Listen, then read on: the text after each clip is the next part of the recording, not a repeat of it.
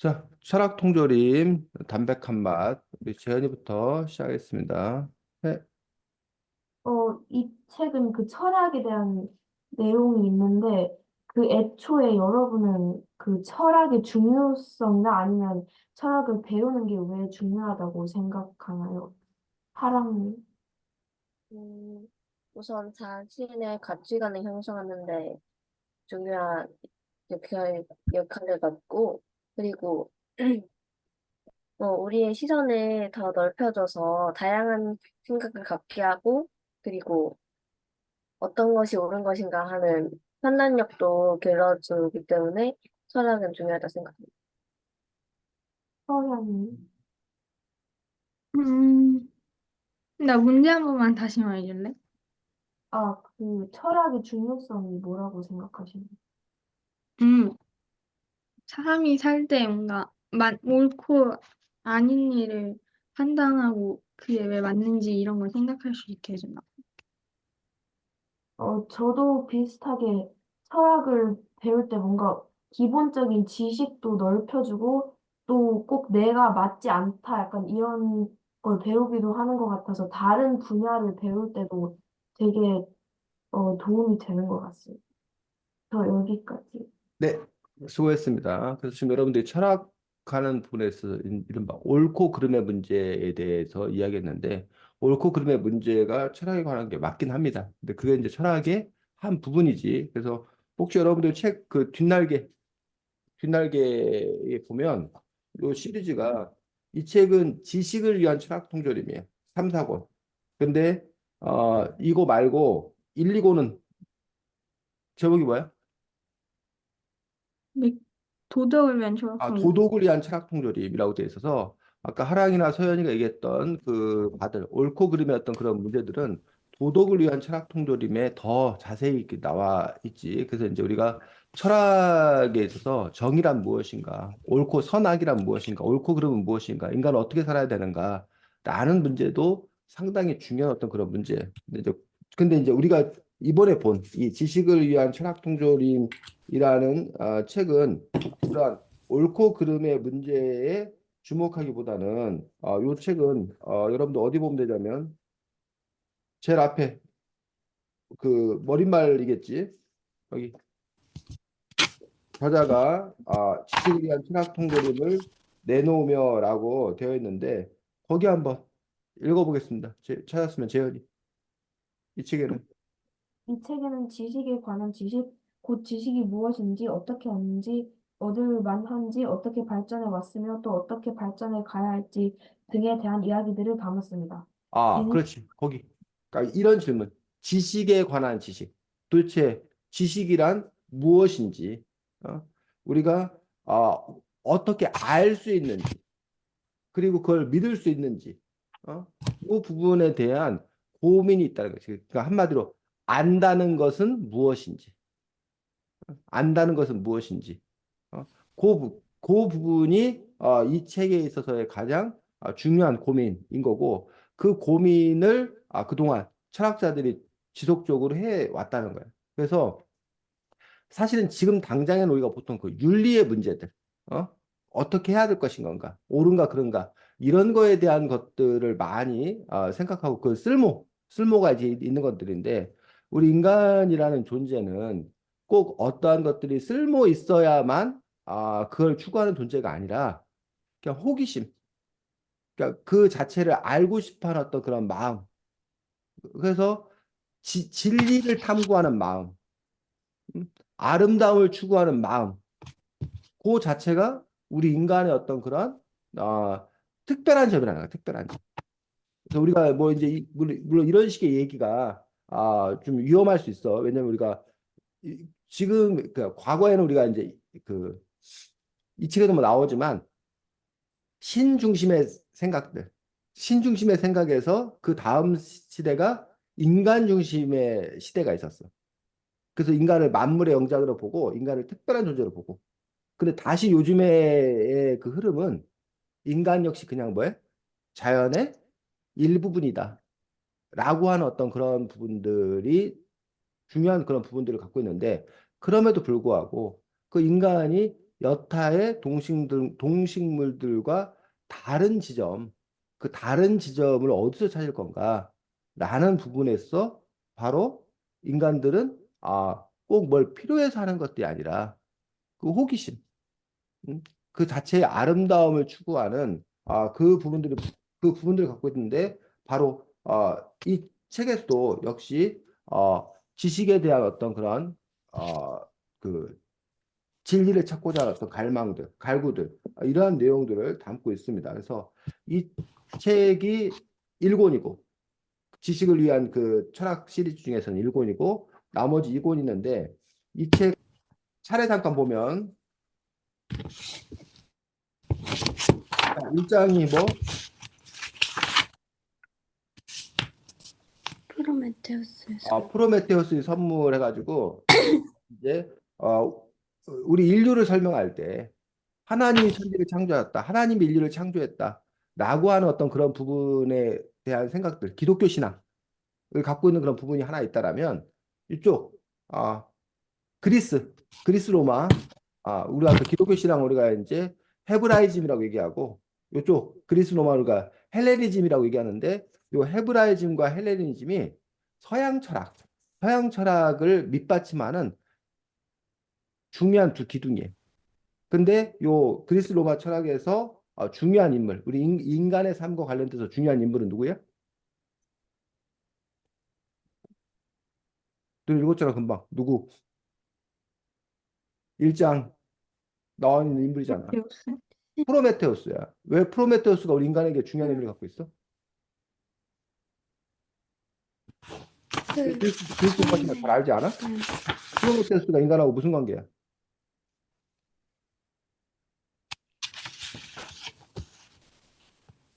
그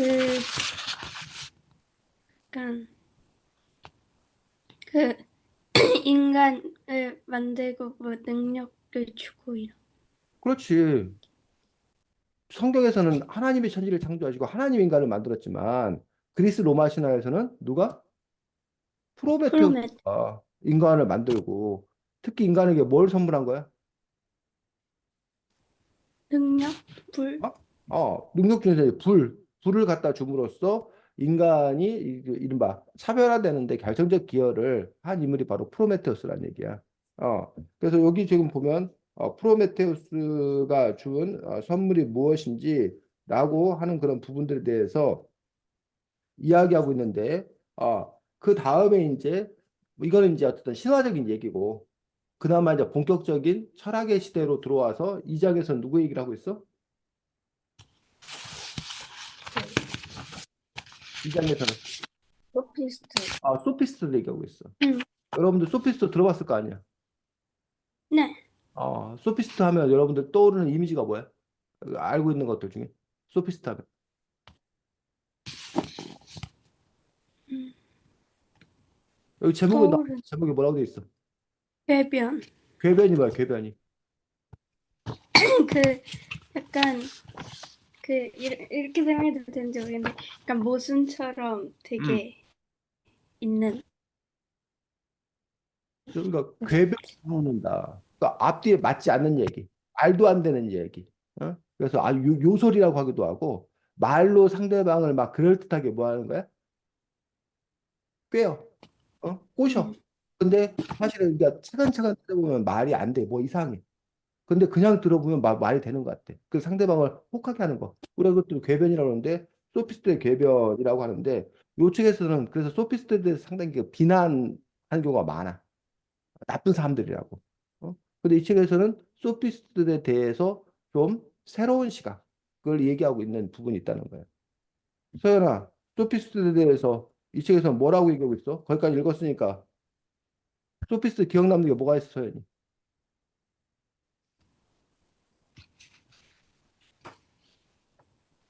서연아, 여기 있니? 네. 소피스트들과 관련돼서 너가 머릿속에 기억에 남는 게 뭐가 있냐고.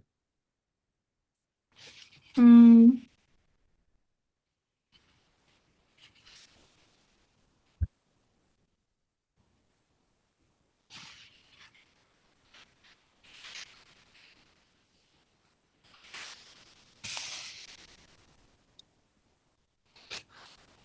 자, 이따 다시 얘기하기로 하고. 그 다음에 소피스트 다음에도 누가 나와? 소크라테스. 소크라테스의 삼파술이 나와. 그 네. 소크라테스 철학의 방법에서 이제 삼파술이 가장 유명한 그 부분들인데 소크라테스도 여러분들 많이 알 거 아니야. 재현이 소크라테스한테 나온 게 뭐야? 어, 소크라테스 떠오르는 게. 너 자신을 알라. 너 자신을 알라라고 하는 소크라테스가 했다는. 근데 사실 소크라테스가 처음 한 말은 아니고, 근데 어쨌든 소크라테스 하면은 가장 기본적으로 너 자신을 알라라고 하는 건데, 그너 자신을 알라라고 하는 부분들이 소크라테스의 철학을 설명하는 데서 상당히 중요한 어떤 그런 부분들이에요. 소크라테스가 왜 너 자신을 알라 그랬던 거야?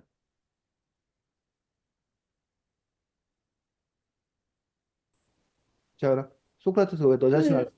그, 어, 그 비판을 되게 중요시했는데, 나 응, 자신을 알면 응, 꼭 내가 맞다는 게 아니라는 걸 알게 되고, 응. 그런 걸 얘기하고 싶었던 것 같아요. 소크라테스가 주목했던 그런 부분들은 뭐 너 자신 알라 물론 이렇게 여러 가지로 해석할 수 있어. 재현이가 말했던 것도 마찬가지고. 그런데 소크라테스는 사람들 자신이 무지함을 깨우쳐 주는 게 가장 첫 번째 출발이라고 생각한 거예요. 그러니까 내가 뭘 잘 알고 있다. 어? 내가 잘 알고 있으면 굳이 뭐야? 뭘 알려고 할 필요가 없는 거지. 어? 그런데 소크라테스가 이른바 삼파소요. 삼파가 뭐야? 삼파가 누굴 보고 삼파라고 그래? 그, 삼파는 오늘날로 말하면 누구야? 산부인과 의사 선생님들. 네. 산부인과 의사 선생님들. 아기 낳는 거를 도와준 사람. 도와주는 사람들이 삼파야. 삼파. 근데 요즘에 이제 그것들이 산부인과 의사 선생님들이 담당하는 일들이 됐지. 그 아기 낳는 걸 도와주는 거. 그러면 소크라테스가 바로 뭐 한다는 거야? 저 사람들의 무지함을, 정신. 무지를 깨우쳐서 뭘 알려주는 게 아니라 내가 무지하구나.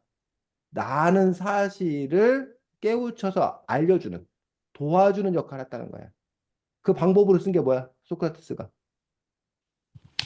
소크라테스가 그 방법으로 쓴 게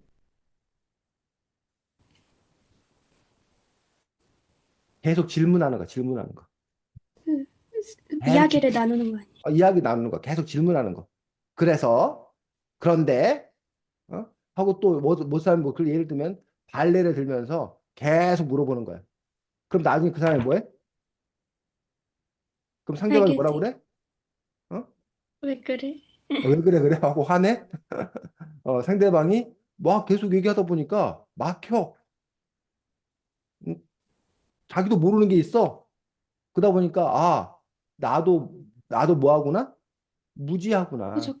나 부족하구나. 라는 거를 뭐하고 깨우치고 깨달음. 그리고 그 사람이 야 그래서 공부를 더 해야겠구나. 그 길로 끌고 간 게 누구라는 거야? 소크라테스. 소크라테스라는 거야. 그래서 소크라테스 삼파술이에요. 자, 그런데 이 소크라테스가 활동하던 시기가 바로 소피스트들이 전성기를 누리고 있었던 그런 시대야. 그런데 이 소크라테스는 소피스트들의 행태를 못마땅하게 생각했어. 그래서 소피스트라는 그룹과 그의 대척점에 누가 있는 거야? 소크라테스가 있는 거야. 근데 오늘날 우리들에게는 소피스트와 소크라테스 중에서 소피스트들이지. 소피스트들과 소크라테스 중에서 누구를 사람들이 더 따르는 것 같아? 요즘에는. 소크라테스. 소크라테스를 더 따른다는 얘기야. 즉 소크라테스의 승이란 승. 소크라테스 제자가 누구야? 플라톤. 플라톤이야. 플라톤. 플라톤이 요즘에 대학 아카데미아를 열어가지고 그 플라톤의 사상이 기본적으로 휩쓰는 거야. 소크라테스는 살아서 그 사람이 책을 쓴 게 없어. 근데 스승 소크라테스를 등장시켜서 소크라테스 사상을 더 발달시켜서 바로 플라톤이 뭐 국가론을 비롯해서 여러 가지 책을 쓴 거야. 그래서 그런 소크라테스 사상이 그리스 철학의 근간, 기본으로 자리를 잡아. 그리고 그런 것들이 어디? 서양 철학의 기본으로 자리를 잡아. 그러다 보니까 요 소크라테스, 플라톤, 그리고 플라톤의 제자가 누구? 아리스토텔레스. 아리스토텔레스. 그게 기본 축이야. 그러다 보니까 그 소크라테스의 대척점에 있는 누구는 소피스트는 뭐 한 놈이 되는 거야? 이상한 놈, 나쁜 놈들이 되는 거야. 그래서 우리는 소피스트에 대해서 상당히 부정적으로 생각해. 근데 이 책에서는 소피스트에 대해서 부정적으로 얘기하는 부분이 분명히 있어. 근데 부정적으로만 얘기하지 않고 음, 다른 얘기를 하기도 하더란 얘기야. 음. 선생님은 여러분들이 그 다른 얘기도 좀 알았으면 좋겠다라고 생각합니다. 그래서 소크라테스 플러스 아리스토텔레스 나오고 그 다음에 이제 넘어가서 장 뭐가 나와? 베이컨. 아, 베이컨. 하랑아 베이컨 좋아해? 네. 어, 하랑이가 좋아하는 베이컨 어떤 베이컨인지 궁금하네. 어? 자, 그래서 베이컨이 영국의 철학을 대표하는 인물이 바로 베이컨이. 그래서 영국이 우리가 섬나라잖아, 섬. 그래서 영국의 가장 큰 라이벌이 혹시 어딘지 알아? 어, 우리 한국이 일본하고 라이벌이잖아, 쉽게 말하면. 프랑스. 영국하고 프랑스가 우리가 대한해협을 사이에 두고 일본과 이렇게 같이 있는 것처럼 영국 해협을 사이에 두고 영국과 프랑스가 이렇게 맞서고 있다는 얘기야. 그래서 영국의 어떤 그런 분이 이른바 경험주의적 전통을 갖고 있고 베이컨, 귀납법. 그래서 아는 것이 힘이다? 라는 음, 그런 격언이지, 격언. 아는 것이 힘이다라는 말 들어봤을 거 아니야. 네. 아는 것이 힘이다라는 말이 바로 이 베이컨 네. 쪽 부분에 영국 쪽에서 나온 그런 말들이에요. 반면 이 대륙, 프랑스는 대륙이지. 대륙에 있어서는 우리가 합리론의 전통을 갖고 있는데 그 프랑스 철학을 대표하는 인물 중에 하나가 바로 누구야? 실장? 누구? 데카르트. 데카르트. 데카르트. 데카르트가 그래서 그, 이제 우리가 지식을 어떻게 추구할 건가라는 부분에서 여기 보면 귀납법이라는 게 나오고 연역법이라는 게 나와. 그래서 귀납법과 연역법은 여러분 학교 수학 시간에도 귀납법, 연역법에 관한 이야기가 나오고 그래서 귀납법과 연역법에 대해서 제대로 알고 있는 부분들이 필요한데 이 책은 귀납법과 연역법에 대해서 다른 책보다 조금은 더 깊이 있게 다루고 있는 부분들이 있기 때문에 이 부분들에 대해서 여러분들이 아직 책 못 읽은 사람들 수업 끝나고서라도 책을 끝까지 이렇게 잘 읽어봤으면 좋겠습니다. 그래서 이 책이 일장이 그러하고 이 지식을 위한 통전이 1권이 그러하고 2권은 다시 앞장 들어가서 그 머리 자 2권 고소한 맛에서는 하고 이제 거기 읽어보겠습니다. 세 번째 문제 누가 다른 사람 읽어봐. 이권 고소한 맛에서는 칸트의 구성론, 비트겐슈타인의 논리 철학과 비엔나 학단의 논리 실증주의, 포퍼의 반증주의, 쿤의 패러다임, 로티의 신실용주의 인식론과 마투라나 인지생물학 이론들에 대해 주로 설명할 것입니다. 다음 문제 따라서 내용은 인식론, 논리학, 과학철학, 인지과학을 아울러 다뤘지요. 여기까지. 자, 그래서 이권에서는 이게 그래서 이제 아까 칸트는 이제 독일 철학을 대표하는 인물이 바로 칸트예요. 그래서 칸트의 구속론이라는 것들. 그다음에 이제 뭐 비트겐슈타인의 논리 철학 뭐 그 이후에 이제 포퍼라든지 쿤이라든지 로티라든지 이런 부분들이 이제 근현대로 넘어와서 근현대 철학까지. 그래서 사실은 고대로부터 시작해서 현대에 이르까지 그 아까 인식론에 대해서, 논리학에 대해서, 과학 철학, 인지과학에 관한 기본 커다란 줄기를 소개하고 있는 어떤 그런 책이다라는 거예요. 물론 이 철학자들 말고 아주 많은 철학자들이 있어. 근데 그 부분에서 그 방대한 양을 다 다루고 있는 것도 아니고 중요하게 다뤄줘야 될 그런 철학자들을 이 책에서 이렇게 소개하고 있는 부분들이기 때문에 여러분들이 음, 기회가 되면 요 지식을 위한 철학통점 1권 다 읽고 2권도 여러분들이 보게 되면 사실은 이렇게 요 두 권만 책 잘 읽어도 웬만한 어른들보다 요 부분에 더 잘한 철학 전공자들 빼고 철학 전공자들이야 뭐 당연히 잘할 테고 철학 전공자들 아닌 사람들 중에서 이 책 두 권만 열심히 잘 읽어도 사실은 상위 10% 안에 들어. 어? 그리고 아까 얘기했듯이 요 도덕을 위한 철학 통조림이라는 부분들이 오히려 사실 여러분들이 더 그 뭐야 더 피부에 와닿는다고 해야 되나? 더 이렇게 현실감 있는 그러한 것들을 다루고 있을 거라고 생각이 들어서 도덕을 위한 철학 통조림이라든가 요 철학 통조림 시리즈가 여러분들 보기에 어땠는지 모르겠는데 물론 여러분들 보기에 좀 그냥 물어보겠습니다. 하경이 어땠어? 이 철학 통조림 책이 읽기에. 아, 일기예요? 음, 조금 오래 걸리긴 했는데 음, 약간 처음 이 내용은 전에 음, 이런 비슷하게 약간 여러 철학자 있는 거를 약간 만화책 같은 데서 봤었는데 글로 음. 읽으니까 또 사서 되게 읽기는 좋았고 데카르트가 계속 말하셔서 뭔가 많이 봤던 내용이라 읽기는 되게 좋았어요. 하랑이는. 어, 읽기가 되게 수월했던, 그리고 유익한 정보들이 많았던 서연이는. 진짜 사실대로 말해요. 당연히 사실대로 말해야지. 그러면 뭐. 내용이 재밌긴 하거든요. 아, 근데 재미가 없어요. 야, 너가 저 강소연 저 소피스트네 저게 저게. 어? 재미인데 재미없다는 궤변을 누르는데 지금 저게. 그 뭔 말이야 그게 서연아. 왜 재미가 내용은 없다는 게 뭐? 재밌는데 그냥 뭔가 재미가 없어요. 읽을 때 재밌다는 느낌은 아니었어요. 그러니까 그 느낌의 이유가 뭐냐고. 네가 생각하기에 원인이 뭐라고 생각하냐고. 철학이라서요. 철학이라서. 자, 선생님이 중학교 2학년 때 생각해보면 이 사람들의 이름도 거의 몰랐습니다. 그리고 선생님이 이제 고등학교 때 뭐 윤리교과 이런 데서 이 사람들이 주장하는 거에 제목만 뭐 예를 들면 뭐 아까 뭐 베이컨의 4대 우상이 뭔가 해갖고 그걸 외우는 거야. 시장의 우상, 동굴의 우상 이렇게 외워가지고 다음 중 베이컨의 4대 우상에 속하지 않는 것은 해갖고 체크해갖고 그거 맞으면 점수 올라가는 거야. 그랬지. 베이컨의 시장의 우상이 뭔지, 동굴의 우상이 뭔지를 고민해 본 적도 없고, 그게 무슨 의미가 있는지 생각해 본 적도 없고, 그거 몰랐다, 전혀. 그리고 쌤이 이제 대학에 가서 철학연구회라는 동아리에 들어서 철학을 공부하면서 그나마 조금 알게 되었던 어떤 그런 내용들이에요. 그런데도 불구하고 쌤이 이 책을 읽는데 사실은 쉽지 않았어.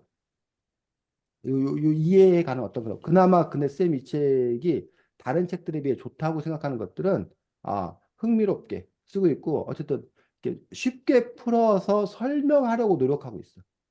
그래서 그런 점에서 우리가 받아들이기에 좀 더 편하지 않나 싶어서 다른 철학책도 많이 뭐 있고 뭐 여러분에게 더 잘 맞는 철학책이 있다라면 그 여러분 수준에 맞는 그런 철학책을 찾아서 보면 좋겠다고 생각이 드는데 이 정도 책이어도 좋지 않나. 그리고 수준도 이 정도 다루고 있는 정도를 이해할 수 있다라면 아까 선생님 말했듯이 철학을 전공하지 않는 사람이라면 이 정도의 어떤 그런 철학적 교양을 쌓는 것도 대단한 일이다라고 생각합니다. 그래서 사실은 선생님이 서현이가 솔직히 말해도 돼요라고 할 때 선생님이 이렇게 말할 줄 알았어.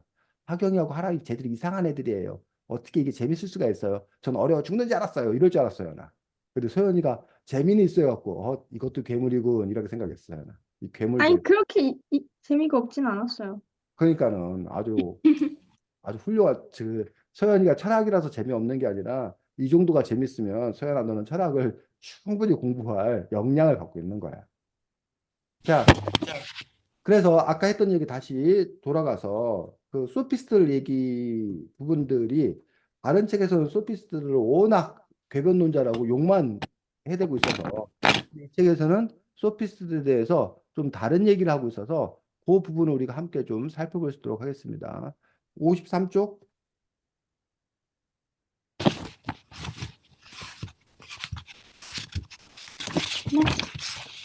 책 53쪽 보시고 둘째 줄부터 우리 아까 지금 누가 읽었어? 하경이가 읽었고 또 아까 누가 읽었어? 안 읽은 사람들 한번 읽어볼까? 제가 53. 읽을게요. 어, 이처럼 소피스트들은 무엇이든 자기 입장에서 생각하고 판단하고 그것이 옳다고 주장했다. 이런 태도를 보통 상대주의적이라고 한다. 상대주의란 한마디로 모든 것의 참과 거짓은 각자의 입장이나 관점에 따라 다를 수 있다는 주장이다. 어떤 사람에게는 서늘한 날씨가 다른 사람에게는 더울 수도 있는 것이다. 이런 뜻으로 인간은 만물의 척도다라는 유명한 말을 한 프로타고라스는 모든 사안에서 서로 대립하는 두 가지 진술이 있는 법이다라는 말도 남겼다. 여기에서 잠깐 짚고 넘어가야 할 것이 있다. 아, 거기까지만. 잠깐만. 거기까지 우선 얘기하고. 자, 지금 서현이가 읽은 부분에서 제일 눈에 띄는 단어가 뭐야? 상대주의. 상대주의자. 상대주의. 상대주의 혹시 반대말 알아? 상대주의의 반대말. 객관적. 응? 객관적? 아닌데. 또 다른 사람. 절대주의. 어? 절대주의. 절대주의. 그리고 상대주의의 반대말이 절대주의. 그래서 이게 왜 중요하냐? 이 세상에는 절대적 지식이 있다. 절대적으로 참이 있다라고 생각하는 철학자들이 있는 거야. 반면 절대적인 것은 존재하지 않는다. 다 뭐다? 상대적인 거다. 그러면 종교인들은 절대적일까, 상대적일까? 여러분 생각해. 저 종교를 믿는 사람들은, 자, 교회 다니는 사람들은 절대주의를 지지할까, 상대주의를 지지할까? 상대주의. 어? 응? 그 교회 다니는 사람들, 신앙이 있는 사람들은 절대주의를 지지할 것 같아, 상대주의를 지지할 것 같아. 절대주의 아니에요. 당연히 절대주의를 지지하지. 하나님의 말씀이 뭐 한 거야? 절대적으로 옳은 거지. 근데 여러분 생각해. 하나님의 말씀이 뭐 사람에 따라서 맞을 수도 있고 틀릴 수도 있고 이러면 돼, 안 돼? 안 되는 거야, 안 되는 거. 다만 이제 절대적인 지식이 있다. 절대적인 게 있다. 다만 절대적인 게 무엇이냐, 어? 를 어떻게 찾을 것이냐. 이런 부분에 대한 고민이 있을 수 있는 거야. 뭐가 절대적인 거냐. 그런데 이 소피스트들은 아예 절대적인 건 뭐 하지 않는다? 존재하지 않는다라고 생각하는 거예요. 절대적인 건 존재하지 않는다. 각 개개인에 따라서 달리 바라볼 수 있다라고 생각하는 거예요. 자, 하랑아, 이선배 선생님은 너가 여태까지 이렇게 수업을 쭉 해보면 절대주의 같아, 상대주의 같아?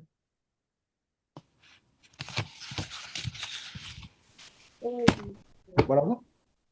절대주의 쪽에 이선배 선생님 절대주의자 같다. 그렇지. 재현이는 저는 상대주의적 상대주의 같아. 그럼 선생님이 하랑이한테는 절대주의겠고 재현이한테는 상대주의겠구나. 하경이는 아, 절대주의. 절대주의 같고 서현이는 전 상대주의 같은데요. 참, 2대1은 아니네. 한번 얘기하면, 하랑이, 하경이, 왜 쌤이 절대주의자라고 생각을 했어? 왜? 아,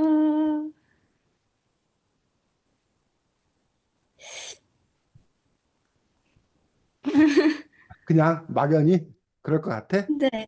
하랑이는? 상대주의보다는 절대주의에 가까운 친구 같아서. 그러니까 왜 그랬냐고, 그 근거가 뭐냐고. 그렇게 생각한 근거가. 음, 그냥 느낌. 느낌이. 재현이나 서현이는 왜 선생님 저도 상대주의자? 그냥 어, 하경이, 이렇게, 뭐, 음. 그냥 추측이라서 그 아까 교회 오시게 했는데 절대라서 그 절대했어요. 얘기에서 선생님이 기독교 신앙이라고 얘기했었으니까, 그래서. 재현이나 서현이는 왜 네. 상대주의라고 생각했어? 저도 그냥 느낌이 느낌이고, 재현이는? 저는 근데 그 학생 개개인 별로 그 상대주의라는 게 아니고 뭔가 한 가지 주제에 여러 가지 입장이 있을 수 있다. 약간 음, 이런 내용이 많아서 그런 얘기. 음. 자, 그래서 지금 재현이 얘기했는데, 쌤이 맨날 여러분에게 하는 얘기 그거잖아. 이거는 이 책의 뭐일 뿐이다? 주장이 저자의 주장일 뿐이다. 내가 하는 얘기도 그냥 뭐일 뿐이다? 다른 입장. 내 얘기일 뿐이다. 그러니 그 판단은 누가 해야 된다? 누가 해야 된다는 거야? 여러분이 해야 된다고 맨날 쌤 얘기하잖아. 그럼 이게 절대주의야, 상대주의야? 상대주의죠. 이게 상대주의인 거지, 사실은. 선생님 같은 경우는 상대주의 입장에서 가르치는 거야. 근데 그게 선생님 왜 그러냐? 교사이기 때문에 그래요. 교사. 선생님이기 때문에 선생님은 상대적 입장에서 가르쳐야 된다고 생각하는 거야. 그래서 선생님이 아까 하랑이하고 하경이가 선생님 절대주의라고 얘기하는 걸 보고서 깜짝 놀랐어. 아, 내가 뭘 강요했나 애들한테? 내가 이게 절대 진리이니 이걸 믿고 따라라 하고 선생님이 깃발 꽂고 막 앞장섰나요? 선생님이 깜짝 놀랐어. 그런데 한편으로는 하랑이와 하경이 이게 틀린 게 아닌 게 그렇다면 선생님 개인, 나 개인으로 봤을 때 나는 절대주의적 진리가 있다고 생각하는가, 그렇지 않다고 생각하는 건가에 대한 선생님 나름의 또 철학이 있을 거 아니에요. 여러분에게 대하는 방식과 쌤의 나름의 철학이 있는 그런 방식이 있는데 어쨌든 뭐 그런 부분에서 하경이하고 하랑이가 쌤을 꿰뚫고 있는 건가 또 막 그런 생각도 하고 쌤이 여러분들 얘기를 들으면서 어쨌든 머리가 복잡했습니다. 어쨌든 그 소피스트들은 이른바 상대주의적 입장에서 있었다는 거예요. 그럼 왜 그들이 그러한가? 그 다음에 계속 읽어보겠습니다. 진짜 상대주의와 민주주의가 밀접한 관계를 맺고 있다는 점이다. 민주주의는 원칙적으로 이것이나 저것, 둘 중 하나만 옳다는 흑백 논리나 중간지대를 인정하지 않는 성향과 멀다. 자연히 내가 옳고 당신은 그리다는 생각도 거부한다. 나도 옳고 당신도 옳을 수 있으며 심지어 내가 틀리고 당신이 옳을 수 있다고 생각하는 것을 바탕으로 하고 있다. 바로 이 점에서 민주주의는 상대주의에 뿌리를 두고 있다고 볼 수 있다. 그렇다면 고대 아테네에서 민주주의와 상대주의, 수사학이 함께 발달한 것은 결코 우연한 일이 아니다. 하지만 거기까지 일단 거기까지. 자, 여기서의 눈에 띄는 단어는 뭐야? 민주주의, 민주주의. 근데 민주주의의 토대가 되는 게 뭐다? 상대주의. 상대주의다, 상대주의. 그래서 여러분들 소크라테스가 민주주의를 찬성하는 사람이었어? 반대하는 사람이었어? 소크라테스 그리고 플라톤. 그게 진짜 플라톤이 민주주의자일 것 같아? 민주주의에 반대했던 사람 같아? 음, 소크라테스와 플라톤은 민주주의를 반대했던 사람이야. 경멸. 아, 오늘날 우리는 민주주의를 최고의 정치제도라고 생각을 해. 민주주의를 최고의 가치라고 생각해. 근데 소크라테스하고 플라톤이 볼 때 민주주의는 이걸 보고 뭐라고 그러냐면 우중 정치, 바보 정치, 바보 정치. 왜? 바보의 무리들이 다수결로 그걸 결정해야 되는 얘기야. 플라톤은 이른바 철인 정치를 주장했는데 그 철인은 아주 뭐한 사람? 지혜로운 한 사람이 올바른 판단을 해서 그 사회를 이끌어가는 게 더 좋지 않냐는 얘기야. 어때?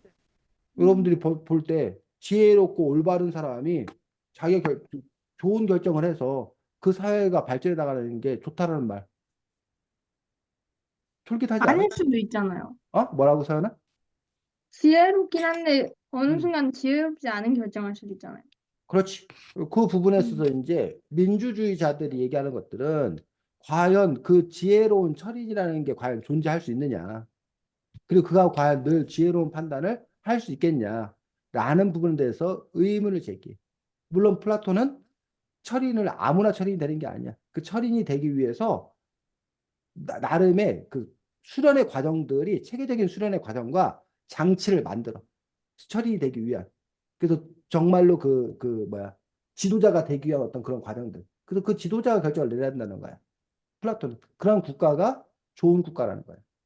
반면에 민주주의에서는 어리석은 사람들이 결정되는데 이렇게 그거는 이제 철인 정치에서 이제 비판하기 위해서 한 거고 이른바 요즘에 그 얘기하고 있는 그걸 뭐라고 그러지?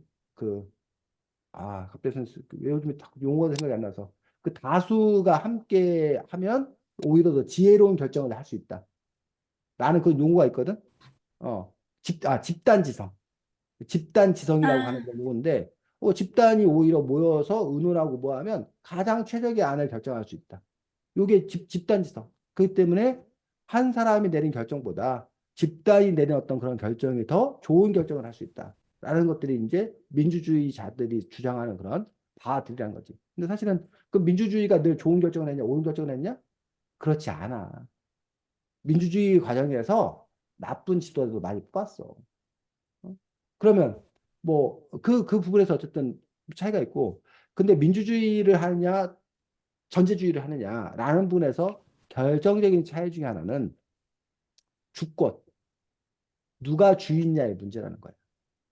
과거에는, 가장 오래된 과거에는 이 세상의 주인이 신이야, 신. 신의 뜻에 따라 움직이는 거야. 그래서 신의 뜻이 뭔지를 밝혀내는 게 제일 중요한 거였어. 그러다가 왕권, 전제주의. 왕들은 이 땅이 누구 거야? 왕의 것이야. 또는 왕이 뭘 내세웠어? 자기가 신의 대리자. 신을 대신해서 너희들을 뭐 하는 거다? 통치하는 거다. 라는 걸 내세웠어. 왕권. 그다가 그 왕권을 무너뜨리고 바로 오늘날 뭐를 한 거야? 민주주의를 한 거야. 근데 민주주의에는 이 주권이 누구에게 있다는 거야? 시민들 개개인에게 있다는 거야. 어? 자, 그런데 여러분들 그리스 하면 지금은 사실은 그리스가 아주 이렇게 잘 나가는 나라가 아니야. 유럽에서 그리스가 이렇게 유럽만 놓고 봤을 때 하위 그룹이 하위 그룹. 그리스 자체가. 그래서 뭐 그리스가 지금은 그나마 좀 상황이 나아졌는데 몇 년 전에는 막 그리스 파산한다고 할 정도로 경제도 어렵고 힘든 그런 분이었다. 그리스 하면 여러분들이 아 관광되고 사람들이 그리스를 비아냥거리면서 하는 말이 조상들 덕분에 먹고 사는 사람들이라고 생각해요. 그리스가 조상들 덕분에 먹고 사는 사람들. 그런데 어쨌든 아까 선생님이 서양의 뿌리가 헬레니즘, 헤브라이즘. 헤브라이즘은 유대교, 예수님. 이 헬레니즘이 바로 그리스 로마 신화에 바탕을 두고 있기 때문에 그 그리스 로마가 그 유럽의 뿌리기 때문에 중요한 의미를 갖고 있다는 거예요. 그래서 올림픽도 어디서 제일 먼저 시작됐어? 그리스. 그리스 제일 먼저 시작됐어. 그리고 모든 사상의 뿌리가 어디? 바로 그리스 철학에 기반을 두고 있더란 얘기예요. 어? 그리스. 그리고 또 하나, 그리스가 중요한 이유가 오늘날 아까 정치로서 뭐? 오늘 우리 정치도 무슨 제도야? 민주주의. 민주주의. 민주주의의 뿌리가 어디야? 그리스. 그리스. 고대 그리스. 고대 그리스가 바로 최초의 민주주의를 실현한 아테나의 민주주의란 말이에요. 물론 그 아테나의 민주주의가 오늘날 민주주의하고는 달라. 어떤 점이 달라? 그 직접. 아테네 민주주의는 일부 그렇지. 민주주의고 직접 민주주의라고 해서 오늘날은 무슨 민주주의라고 그래? 간접. 간접. 간접 또는 대의 민주주의. 네. 우리가 직접 모두 나서서 할 수 없으니 우리를 대리한, 우리를 대신해서 국회의원 니들이 우리를 대신해서 우리의 주권을 행사하라고 우리의 권리를 이렇게 위임해 주는 거예요. 그래서 바로 다다음 주인가 총선이 저기 뭐 우리를 대신할 사람들 뽑는 거잖아. 근데 하지만 당시에 그리스 같은 경우는 민회라는 곳에 아고라 광장에 사람들이 모여서 그 사안에 대해서 토론하고 그리고 그 사안을 투표로 결정해서 직접 그 일들을 결정을 했다는 거죠. 그런 점에서 직접 민주주의를 실시할 수 있었던 거지. 또 다른 점이 뭐야? 그게 제일 크게 다른 점 그 중에 하나고 또 다른 점이 아테네는 아직 그 일부만 그 약간 그렇지. 신분이 낮거나 여자 이런 걸 제외한 민주주의라고. 그렇지. 지금도 사실은 우리가 완전한 민주주의는 아니지. 왜? 여러분들이 투표권 있어 없어? 없어요. 여러분 투표권 없어. 지금 그나마 많이 내려왔어. 만 18세까지로. 근데 만 18세 밑에는 주권을 갖고 있지 않아. 근데 고대 그리스는 그렇게 어린이들뿐만 아니라 심지어는 여자들은 무조건 다 제외. 그리고 그 당시 노비나 뭐 이런 노예들 다 제외. 근데 그 노비나 노예들 수가 더 뭐였다는 거야? 더 많았다는 만. 거야. 그래서 이른바 그 어른 남성 중심의 그러한 제도가 가능했다는 거지.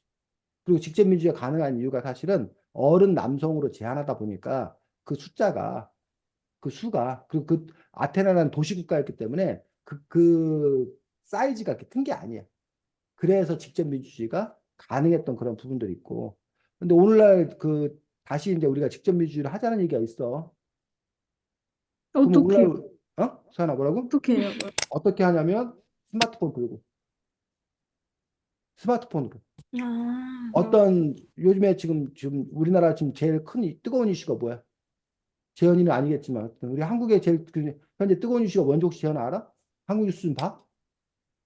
잘 안 봐요. 잘 안 봐? 요즘에 한국에서 제일 뜨거운 이슈가 뭐야? 뜨거운 감자가. 제일 아, 뜨거운. 한국에서도 저출산 아니에요? 뭐라고 서연아? 저출산이요. 저출산, 물론 저출산 문제는 중요한 문제긴 한데 그건 늘 있어왔던 문제고 최근 총선. 뭐 총선도 제일 뜨거운 이슈고 최근 몇 주 사이에 제일 핫한 이슈가 뭐야? 몇 주 사이. 그러니까 우리가 피부로 안 느껴서 그래. 피부로 느껴지지 않아서 그런데 의대 직원 아, 네. 아, 그 의대로 2,000명 증원하는 아마 그 불똥이 하경이 서연이 하랑이 너네들 도 튀지 않아? 야 2,000명이야 늘린데 아니, 대전에도 막 의과대학 정원이 늘어나는데 너네도 할 수 있어. 좋은 거 아니에요? 뭐라고 서연아? 응? 좋은 거 아니에요? 뭐가 좋은 거야? 의대 갈 사람이 많아지면 그 밑에 과로 갈 사람들이 없어지잖아요. 근데 의사들은 싫어하잖아요. 근데 서연이 음. 뭐라고 그게 좋은 거 아니냐고? 밑에 갈 사람들이 없어지는 게 그게 왜 좋은 거 아니냐? 그게 무슨 말이야? 그러니까 대학교 과가 있으면 어, 의대 점수를 못 가서 다른 학과에 가는 사람들도 있잖아요. 어, 그런 사람들이 다 의대로 올라가면 그 과에 어. 가는 사람은 오히려 이득 보는 거잖아요. 누가 이득 보는 거라고? 의대 밑에 있는 과에 가고 싶은 사람들. 가고 싶은 사람들이 이득을 본다고? 아, 그래서 누구한테 좋다는 거야? 그 좋다는 게. 서연이한테 좋다는 거야? 음, 절대적으로 좋은 문제인데 왜 싸우냐 이런 거 아니에요. 대체로 좋은 점인데 왜 싸우냐고, 서연아? 약간 그런 거예요. 그렇지. 의사들이 반대.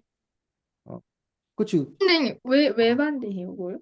그 의사들은, 의사가 늘어나면은 결국 하경, 버는 수익이 줄어들 아, 가능성이 있다고 판단을 하니까 약간 반대를 하는 서연아 이해가 됐어? 맞나요? 네. 그래서 과거에 우리나라에서 이른바 사자 직업 중에 제일 잘 나가던 두 그룹이 있었어. 하나가 뭐? 변호사. 변호사, 또 하나가 의사. 의사. 근데 변호사가 요즘에 한풀 꺾였어. 음, 그 이유가 과거에 변호사가 되려면 사법고시라는 어려운 시험을 보고 거기 인원이 제한이 있었어, 사법고시.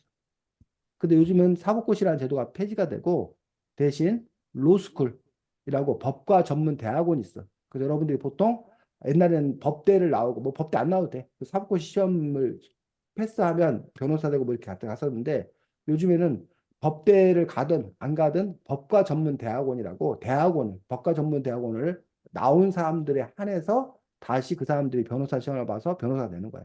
근데 그 법과 전문 대학 로스쿨이라고 그러는데 그 인원이 엄청나게 늘어난 거예요.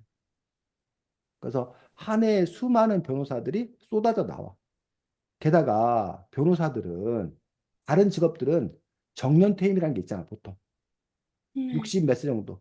물론 60. 의사들도 정년퇴임이 특별히 없어. 근데 의사들도 체력적인 한계를 느껴.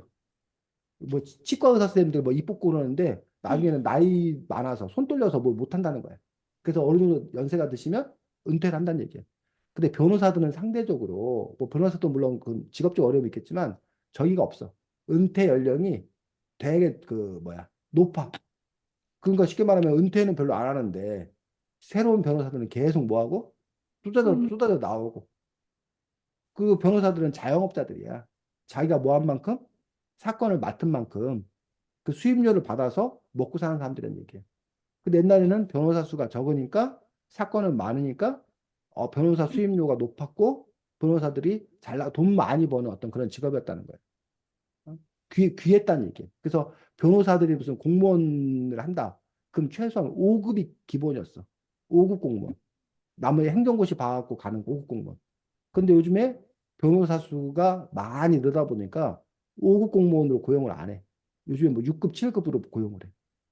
그리고 회사 같은 데서도 옛날에는 변호사를 고용하려면 억대 연봉 이상을 줬어야 되는데 요즘에 그렇게 연봉 주지 않아. 그리고 그런 식으로 변호사들이 그리고 살아남기 위해서 막 경쟁을 막 치열하게 해. 그러면서 어떤 변호사들의 어떤 그 직업 그 레벨이라고 해야 되나? 그것들이 옛날에 비해서 많이 떨어진 거지, 사실. 상대적으로. 그 이른바 그 시장 경제의 원리가 거기에 적용이 된 거예요. 그래서 이제 우리가 단순하게 생각하면 의사 쌤들도 지금 의과대학에서 2,000명이나 더 뽑으면 앞으로 몇 년 후에 의사 쌤들이 그만큼 많이 늘어날 거 아니야, 수요가. 아니, 그 네. 공급이 많이 늘어날 거 아니야. 그럼 공급이 많이 늘어나면 쉽게 말해서 병원들을 많이 생겨나면 의사 쌤들이 그만큼 뭐 해야 되고 경쟁해야 되고 그러면 그동안에 환자를 예를 들면 하루에 뭐 50명을 봤다. 근데 병원이 하나일 때 50명을 보는데 병원이 하나 더 생기면 50명을 보는 게 아니라 25명을 보게 될 거 아니야. 왜? 환자가 50명에서 100명이 25. 아니잖아. 그러다 보니까 이제 의사 선생님들이 그거에 대해서 위기의식을 갖는 거고. 자, 근데 이렇게 얘기하면 의사 선생님들이 기분 되게 나빠해. 왜냐면 의사 선생님들은 자신들이 뭘 하는 게 아니라 밥그릇 싸움 하는 게 아니라고 얘기해. 자기 밥그릇 지키기 위해서 싸우고 있는 게 아니라고 해. 그래서 현재 우리나라의 그 의대 정원을 늘리려고 하는 어떤 부분들은 요즘에 이른바 소아청소년과 산부인과 이런 병원들이 자꾸 없어져. 그러다 보니까 산부인과를 찾아서 그 시골에 있는 군이나 이런 데서는 옛날에 군에 산부인과가 하나 정도 있었다는 얘기야. 근데 군에 산부인과가 없으니까 이제 어디로 와? 대전으로 와야 되고 뭐 서울로 가야 되고 막 이러단 말이야. 그러다 보니까 시골이나 이런 그 필수 의료를 해야 되는 곳에 의사가 부족하다. 그러니까 의사가 부족하니까 뭐 해야 된다? 의사 수를 늘려야 된다. 이게 지금 정부의 접근 방식이라는 얘기야. 근데 의사들의 주장은 왜 의사가 부족한지를 생각해 보라는 거야. 왜 시골에 산부인과가 없어질까? 군에. 왜 힘들어요. 소아청소년과가 없어질까? 아무도 안 나으니까. 애들이 없어. 애들을 안 나오니까 애가 없으니까 사라진다는 거야. 그럼 그 문제를 해결해야 된다는 거야. 그 대신 요즘에 병원 중에 제일 많이 생기는 병원이 뭔지 알아? 무슨 병원이 제일 많이 생긴지 알아? 피부과, 피부과, 성형외과, 성형외과. 그 피부과, 성형외과가 왜 많이 생기냐는 얘기야. 그게 뭐가 되니까? 돈이 되니까. 손이 돼. 그럼 우리나라는 그 의료보험이 잘 돼 있는 그런 나라예요. 그래서 그 의사들의 주장은 피부과나 그 성형외과를 개원하는 분들이 피부과, 성형외과 안 하고 소아청소년과라던가 이런 필수 의료과를 할 수 있도록 의료보험에서 그 소아청소년과를 진료하는 의사 선생님들한테는 우리가 숟가락으로 그러는데 그 돈을 더 뭐 하라는 거야? 많이 주라는 거야. 그러면 소아청소년과 하려는 사람들이 많아질 거 아니냐, 생길 거 아니냐. 그러면 지금 현재 의사 수를 갖고도 별 문제 없이 유지될 수 있다라고 주장을 하는 거야, 그 의사 선생님들은. 그리고 오히려 의사 수가 많이 늘어나면 이른바 의사들도 먹고 살아야 되니까 과잉 진료를 한다는 거야. 자꾸 막 그 이른바 공포 마케팅. 당신 이거 큰일 납니다. 그러니까 뭐 수술 받아야 됩니다. 뭐 해야 됩니다. 이런 식으로 되면 오히려 더 망가질 뿐이라고 그러면 우리나라 의료 체계가 더 나빠진다고 주장을 해. 그러면서 아까 변호사가 많이 늘어나서 변호사 수임료가 낮았다. 좋아지지 않았냐라고 했는데 좋아진 면도 있어. 근데 변호사들이 요즘에 일부 변호사이긴 하지만 자꾸 부추겨. 너 이혼해라. 너 소송 걸어라. 그리고 요즘에 변호사들한테 가장 그 뭐야 새로운 시장으로 떠오른 게 바로 학폭. 아, 학폭 사건에서 학교에서 무슨 일만 벌어지면 다 뭐 하라는 거야? 고소하라는 거야. 그래서 재판하는 거야. 그래가지고 옛날에는 그냥 뭐야 애들끼리 그냥 좀 치고받고 싸우면 미안해 미안해 그러고 뭐 했다는 거야. 끝났다는 거야 그냥. 근데 요즘에는 그 일들이 다 뭘로 열려? 학폭으로 열리고 고소고발하고 재판정에 가고 그러면 사람들이 너무 시달리고 이른바 법률 비용이 과거에 비해서 현격하게 증가했다는 거야. 근데 그 증가한 이유들이 여러 가지 이유가 있겠지만 그 중에 한 이유가 뭐 변호사 수가 늘어서 변호사를 쉽게 이용할 수 있으니까 또 거기다 플러스 변호사들이 먹고 살아야 되니까 그와 같은 비슷한 일들이 어디서도 일어날 거다? 이상. 의료 시장에서도 일어날 거다. 라고 누구는 주장하는 거야? 의사들은 주장을 해. 그 일부 사람들이 그렇게 주장을 해. 하지만 대다수의 사람들은 아까 서현이가 말했던 대로 좋은 거 아니냐라고 찬성의 여론이 높아. 다만 여기서 근데 이제 그게 꼭 2,000명이어야 되느냐. 그러니까 한꺼번에 그렇게 해야 되느냐. 오히려 의사들과 타협해서 뭐 500명, 500명, 1,000명이 1,000명 아니면 좀 점차적으로 늘려간다던가. 왜냐면 의사 수를 2,000명을 갑자기 늘리면 그 의사를 뭐 해야 되는데 교육해야 되는 의과대학 교수님들이 있어야 되잖아. 그리고 네. 이제 의사 선생님들이 보면 의사 선생님 되기 위해서 그 시신 해부하는 거 알아? 네? 시신을 해부하는 그 실습 같은 걸 해준단 말이야. 그러면 당장 그 시신을 구해야 되잖아. 근데 그럼 2천 명이 실습할 의사 그 시신들을 그만큼 모아야 되는데 구해야 되는데 그게 구하는 게 가능하겠냐는 거야. 그런 점에서 이제 2천 명을 늘리는 게 문제가 아니라 그 2천 명을 늘리기 위한 어떤 그런 체계적인 준비라든가 이런 것들이 잘 돼 있어야 되는데 그런 거가 과연 준비되지 않은 상태 속에서 그런 것들이 너무 섣부르게 된 거 아니냐 등등의 여러 가지 그 복잡 다양한 그런 문제들이 그 안에는 얽히고 설키고 있는 문제예요. 그 서현이가 그리고 아까 이제 의과대학 가면 그 다른 학과들의 이 이른바 커트라인이 좀 낮아질 거 아니냐. 그러면 내가 정말 그 학과를 가고 싶었는데 다른 애들 때문에 못 갔는데 갈 수도 좋은 거 아니냐라고 학생 입장에서 그렇게 얘기할 수 있어. 근데 이제 또 다른 사람은 국가적인 차원에서 놓고 보면 뭐 반도체 학과, 뭐 영어학과, 뭐 이런 식으로 인재들이 고르게 가야 된다는 거야. 근데 뭐 공부 잘하는 애들이 다 어디에만 가버리면 그죠. 의대에만 가버리면 어? 뭐 반도체 학과나 다른 학과에 공대라든가 이런데 건축학과 뭐 이런데 공부 잘하는 애들이 안 가고 그럼 공부 잘하는 애들이 못 가게 되면 그러면 그 분야가 뭐 할 거다? 발달하지 못할 거다.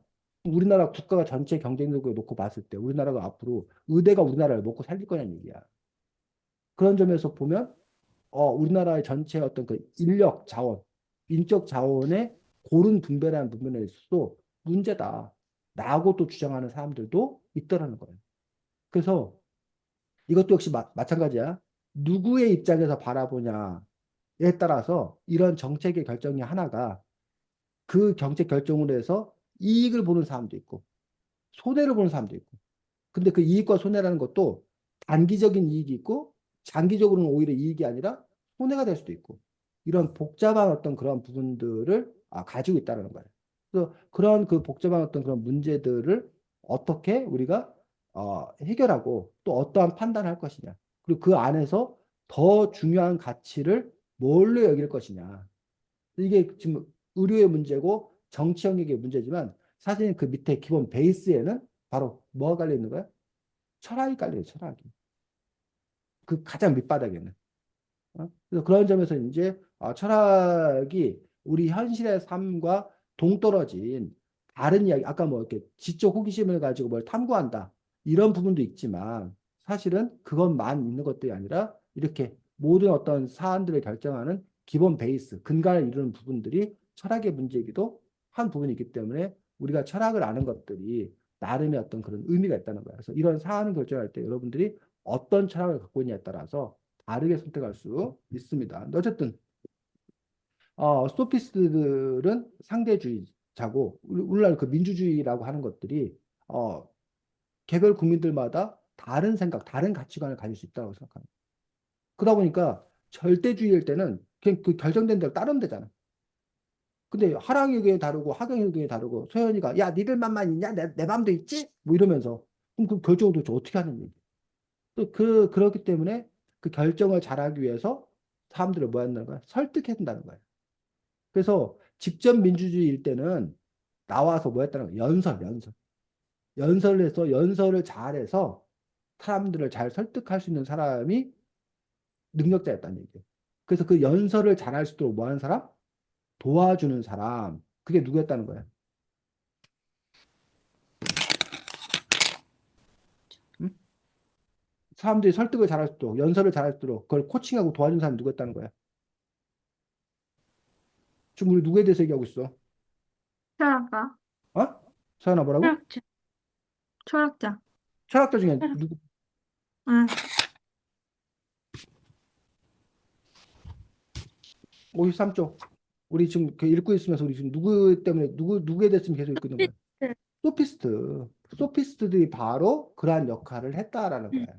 그래서 선생님이 어렸을 때는 우리나라도 선거가 똑같았어. 지금 총선이잖아? 그러면 학교 운동장에 사람들이 수천 명 모여가지고 국회의원 후보자 나온 사람들이 뭐 했어? 연설을 막 했어. 우리가 연설하는 거 보고서 야, 저 사람 똑똑하다. 저 사람 뽑아야겠다. 이랬단 말이야. 근데 지금은 수천 명 모일 일이 없어. 그래서 지금은 그렇게 연설을 보고서 그 사람을 판단하는 게 아니라 요즘에는 일반 TV 토론회. 그래갖고 국회의원 후보자들끼리 나와서 토론해. 토론하는 걸 보면은 아, 저 사람이 어떤 생각을 갖고 있는지, 뭐 토론이 얼마나 뛰어난지. 근데 그 토론을 또 뭐 하는 사람들이 있어? 코치하는 사람들이 있어. 방송에 토론할 때 어떻게 된다. 토론의 기술. 이런 거 가르치는 사람들이 있는데 그게 현대판 뭐가 되는 거야? 소피스트가 되는 거지. 그런 사람들이. 자, 그래서 그 수사학이라는 것은 결국은 어떻게 뭐 할 거냐? 표현을 어떻게 할 것이냐. 그래서 그 표현에는 뭐 표정은 어떻게 지을 것이냐, 어휘 구사를 어떻게 할 것이냐, 이런 여러 가지 내용들이 있는 거고, 지금도 그런 부분에서 수사학이 나는 의미가 있는 거야. 그런데 소크라테스가 비판한 부분들은 뭐였냐면 그 내용, 그 본질을 효과적으로 전달하기 위해서 수사학이 필요한 거야. 근데 어느 순간에 보면 내용과 본질은 오간데 없어. 뭐만 중요한 거야? 수사학만 중요한 거야. 너네 그 광고 찍을 때 어? 라면 같은 거 이렇게 먹는 장면 있잖아.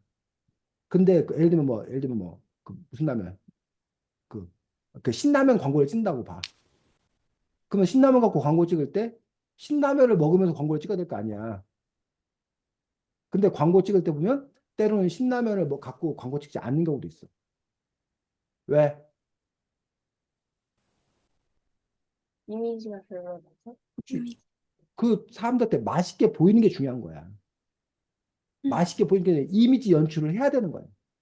그렇기 때문에 그 사람들한테는 지금 이게 신라면을 파는 게 중요하기 때문에 맛있게 보이는 게 중요하기 때문에 근데 그걸 갖고 신라면을 갖고 하는 건 별로 중요하지 않아. 근데 여러분 어떻게 생각해? 신라면을 광고하는데 신라면 갖고 안 한다. 광고를 안 찍고 다른 거를 막 거기다 갖다가 더해서 광고를 찍는다. 맞아? 그래도 돼? 소피스트는 그래도 된다고 생각한 거야. 설득하는 게 중요한 거야. 설득하는 게. 광고라는 것도 설득이잖아. 그런데 소크라테스가 보기에는 그거는 뭐야? 옳지 않은 일이야. 그래서 그 소피스트를 보고 뭐라고 그런 거야? 궤변론자라고 그런 거야. 그래서 그 음식도 이렇게 보면은 요리사가 음식을 잘 하는 게 중요하잖아. 만드는 게. 근데 뭐 그 푸드 스타일리스트 있는 거 알아? 그런 직업? 네. 그 음식을 네. 얼마나 보기 좋게 뭐야 할 거냐, 내놓을 거냐 라는 부분도 있다는 얘기야. 근데 우선은 음식이 좋은 음식이라는 걸 전제에 두고 그리고 나서 푸드 스타일리스트가 필요한 거잖아. 그게 플러스 알파의 효과를 갖는 거잖아. 근데 푸드 스타일리스트가 뭐가 되면 강조가 되다 보면 그 음식의 영양이나 맛은 중요한 게 아닌 게 돼버린 거야. 어떻게 그냥 그 사람들한테 잘 뭐 할 건가? 보일 건가? 그, 이게 중요한 거야. 그래서 요즘에 뭐지? 그 인스타 맛집이라는 말 있는 거 알아? 인스타 맛집. 뭔 말이야? 인스타 맛집이. 인스타에서 그래서 너가 유명해지니까. 그럼 좋아. 음, 인스타그램에서 유명해져서 그 진짜 맛집이면 그 인스타 맛집이면 괜찮아. 근데 그런 말 말고 인스타 맛집이라는 건 뭐냐면 사진 찍기에 좋은 음식, 사진 찍기에 좋은 장소를 말하는 거야. 그러니까 그 장소가 그 내용은 어떤지 그건 관심 없어. 오로지 그냥 뭐 인스타 사진. 사진에 얼마나 예쁘게 잘 나오냐가 그 사람한테는 초점인 거야. 그래갖고 좋아요 많이 받으면 되는 거야. 그래서 책방인데 그럼 책방이면 뭐가 좋아야 돼? 그 안에 좋은 책을 많이 갖고 있어야 될 거 아니야. 책. 그리고 뭐 서비스가 좋아야 될 거 아니야. 근데 그게 네. 주력이 아니라 그 책방이 얼마나 뭐하게 나오나? 사진이 보이. 사진에 예쁘게 나오나.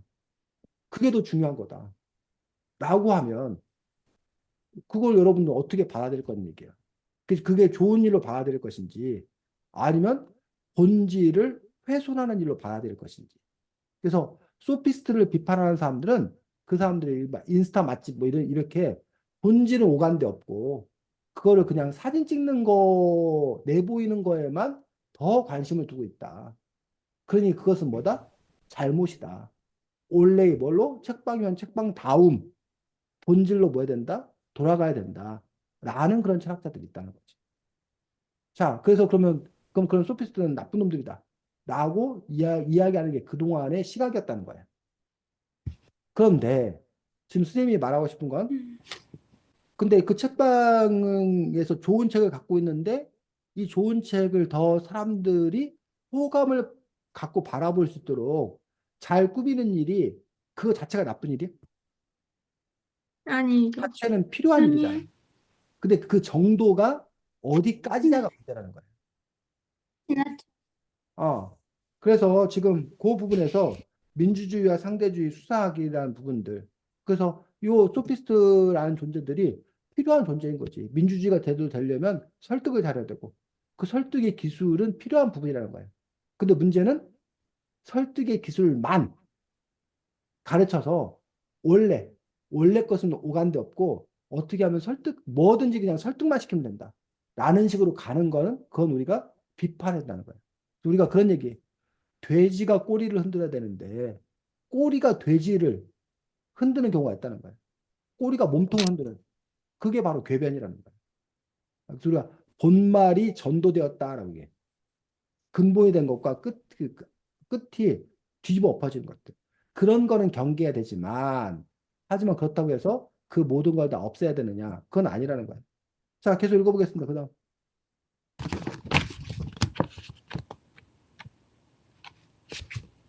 서연이 하지만 이처럼 53쪽. 하지만 이처럼 누구든 각자의 입장에서 판단할 것을 참된 지식으로 인정한다면 결국 누구에게나 공통적으로 참된 지식이란 없는 결론이 나온다. 그래서 고르기아스는 진리는 없다, 있어도 모른다, 알아도 말할 수 없다라고 주장했다. 이처럼 인간의 능력으로는 누구에게나 참된 지식은 알 수 없다. 라는 주장을 회의주의라고 한다. 자, 뭐가 나왔어? 회의주의. 회의주의가 나왔다는 거예요. 그래서 다른 사람들은 예를 들면 플라톤 하면 여러분이 떠오르는 가장 중요한 사람이 뭐야? 플라톤 하면 가장 떠오르는 중요한 사상. 음, 낱말. 플라톤 하면 음. 이데아. 들어봤어? 이데아? 네요. 이데아가 뭐야? 이데아가. 네. 이런. 여러분이 알고 있는 이데아가 뭐야? 이데아가 어.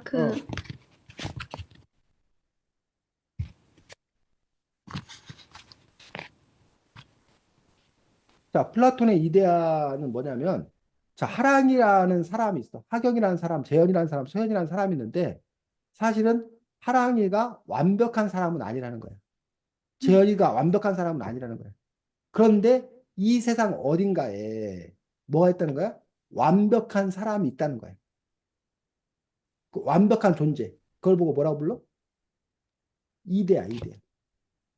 그래서 원이 뭐야, 원. 원의 정의가 뭐야, 원. 원. 얘들아, 그들이 수학 시간에 배운 원. 정보는 원의 정의가 뭐야? 각이 없는. 뭐라고? 각이 없으면 무조건 원이야?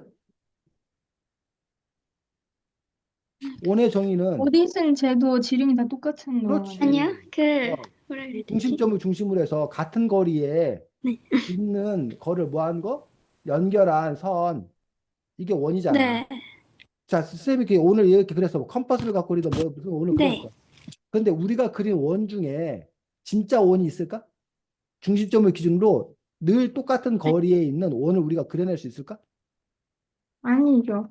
못 그려내. 0.0000001mm라도 달라. 그래서 그렇게 완벽한 원을 우리가 뭐 할 수 없어? 그릴 수가 없어. 그래서 이 플라톤은 우리가 사는 이 세상은 이데아를 뭐 낸 거다? 흉내낸 거에 불과하다. 이데아의 뭐다? 그림자다.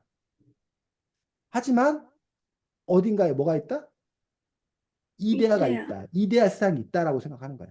그 이데아 세상이 있다는 게 바로 뭐야? 그게 절대 진리야. 근데 지금 여기 누구는 이 소피스트들은 뭐라는 거야? 그러한 진리가 뭐 하다는 거야? 아예 없다라는 거야. 없다라는 거야. 그냥 하랑이가 진리를 뭐라고 생각하나, 재현이가 진리를 뭐라고 생각하나 그런 것만 있지 진리라는 것은 존재하지 않는다라고 생각하는 거야. 그런 걸 보고 우리가 뭐라고 그런다? 513쪽에 그런 걸 보고 우리가 뭐라고 그런다고? 회의주의. 상대주의. 회의주의야. 회의. 회의주의. 회의. 그 회의가 우리가 토의하고 뭐 이런 회의가 아니라 의심을 품는다라는 거야. 회의적이야. 라고 우리 그 표현을 했을 때, 그 일을 내 대해서 나는 회의적으로 생각해. 이루어질 수 없다고 생각해. 뭐 이런 거 회의주의. 절대 진리? 그런 거 과연 있을까? 그런 거 없어. 이게 회의주의야. 근데 반면에 아까 말한 대로 소크라테스 이런 것들은 참된 진리가 있다고 생각하고 그 참된 진리를 찾기 위해서 애쓰고 노력한다고 생각하는 거야. 그 부분들이 아주 커다랗게 그 뿌리였던 그런 차이인 것들이지. 어때, 서연이는? 세상에는 참된 진리가 있을 것 같아? 아니면 없을 것 같아? 여기 말한 없을 것처럼 것 같아요. 없을 것 같아. 참된 진리는 없다. 네. 서연이는 어, 저도 그런 면에서 보면 그런 진리라는 게 기본적으로도 없을 것 같아요. 없을 것 같다. 사랑이는 저도 존재하기 어렵다고 생각해요. 절대 지금 존재하지 않는다. 하경이는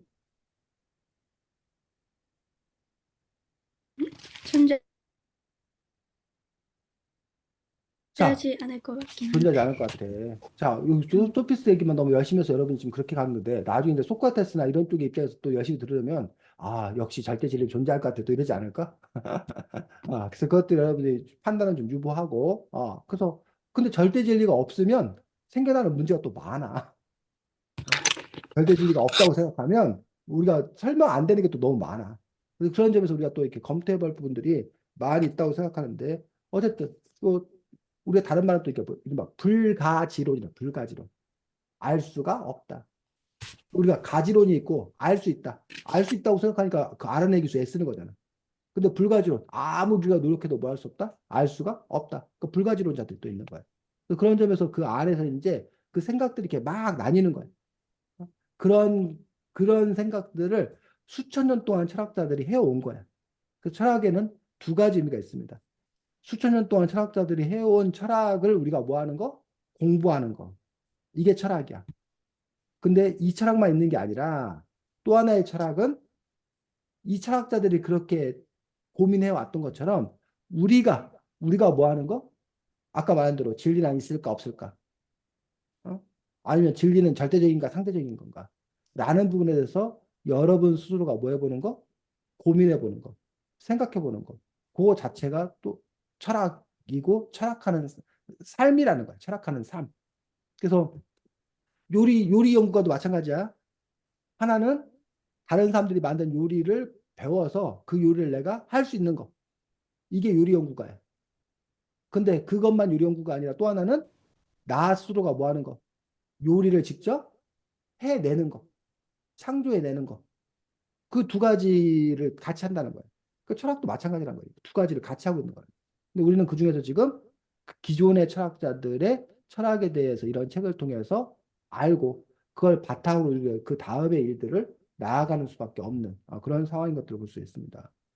자, 지금 아까 누가 이거 재현이가 얘기한 거였나? 서현이 진행할 거. 네? 서현이 진행할 거. 질문 못 들었어요. 하경이 만들긴 한데 크게 중요한 질문은 없어서. 그게 중요한 게 없어. 그 얘기는 야 시간 다 됐는데 빨리 끝내라. 이거 내가 여기서 질문하면 애들한테 욕먹는다 이거야? 아니에요. 그건 아니야. 자, 그래서 사실은 뭐 지식에 대한 철학 통제에서 우리가 하다 보니까 그냥 요 소피스트 그 얘기만 하게 됐는데 사실은 그 외에도 아까 막 플라톤과 아리스토텔은 어떻게 다른가? 그다음에 사실은 또 데카르트하고 그 베이커의 어떤 그런 부분도 상당히 중요하게 얘기되는 그런 부분들이고 늘 쌤이 그렇지만 여러분들이 아까 누가 학영인가가 뭐 만화책으로 좀 봤었는데 이걸 보니까 좀 더 이해하기 쉬웠다. 바로 그런 자세가 중요해. 그래서 여러분들이 지금 이걸 한 번에 완벽하게 끝내면 제일 좋지만 그럴 필요 없다는 거예요. 뭐 그러기도 힘들고. 그래서 이 책을 통해서 여러분들이 한 번 색칠을 한 거고 다음번에 여러분이 또 이런 이야기를 계속 여러분이 접하게 돼 있어. 근데 그럴 때 오늘 우리가 함께 나눈 어떤 그런 이야기, 함께 읽은 그런 책들이 1층 토대가 되어서 다음번에 2층, 3층을 쌓는데 기본 밑바탕을 잘 형성하면 그걸로도 충분히 의미 있는 어떤 그런 일이라고 생각이 들고 그런 점에서 어쨌든 여러분들이 알 수 있는 만큼, 이해할 수 있는 만큼 잘 가져오는 것들이 필요하다고 생각합니다. 다음 주에는 이 책입니다. 아시아에서 만난 우리 역사라고 해서 우리가 지금 세계화 시대를 살고 있는데 사실 우리나라가 아시아에 대해서 별 관심이 없어. 아시아 국가에 있으면서도 우리나라가 유럽이나 미국 이쪽 서양에 자꾸 이렇게 눈을 돌리고 있지 아시아에 대해서 눈을 열리고 있지 않는데 아시아에 대해서 일단 관심을 갖고 있는 책이고 두 번째가 그 옛날에도 우리가 한반도에 갇혀 있지 아니하고 전 세계와 교류 교역하며 살았다라는 것들에 대해서 그런 아이디어를 붙잡아갖고 쓴 책입니다. 그래서 여러분들 어차피 그 뭐야 그 지리적인 측면들이라던가 아니면 역사적인 측면들이라던가 뭐 그런 부분에서 이렇게 나름대로 유익하기도 하고 이랬었구나라고 흥미를 느낄 수 있는 그런 책이라고 생각합니다. 그래서 다음 주에는 아시아에서 만난 우리 역사라는 책으로 함께 만날 수 있도록 하겠습니다. 그래서 아까 얘기했듯이 요 철학통제림 시리즈가 선생님이 많은 책들 중에서 청소년들이 읽기에 선생님이 개인적으로 권장하는 책입니다. 권장하는 책이어서 다른 시리즈도 여러분들이 기회가 되면 구해서 꼭 읽어보시기 바랍니다. 자, 수고 많았습니다. 주말 잘 보내시고, 안녕. 안녕히 계세요. 그래. 안녕히 계세요.